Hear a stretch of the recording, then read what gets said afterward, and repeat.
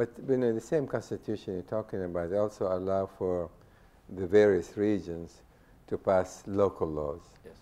And that will... Provided they don't contravene the constitution. They can go with the federal laws.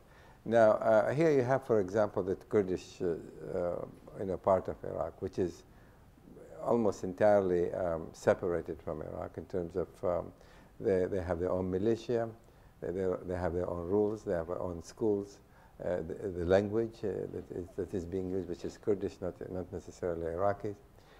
There was an effort by the Islamic Council to try to form similar entities in the south, which was actually rejected by the... Which has proved to be unpopular. That's right. But what is going to stop the Sunnis, for example, to eventually seek that kind of separation? Because they don't want it.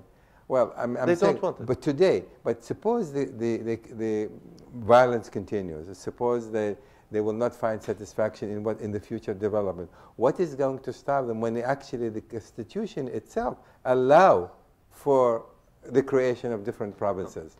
No, if you read the Constitution carefully, you see that it allows decentralization. It allows a federal structure. But there is nowhere in the Constitution which says the federal structure should be based on racial or sectarian affiliation. There's nowhere in the Constitution which even implies that. Now, the Arab side of the Iraqi equation, if you like, has been consistent in rejecting a sectarian-based federal unit. Some people attempted.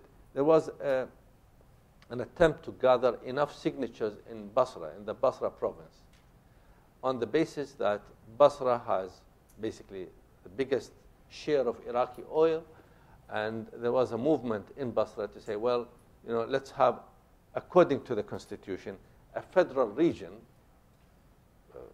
called Basra, and then we will have more control on the management, at least, if not the revenue, of the oil, and then they have the port, and they have many facilities. It failed miserably.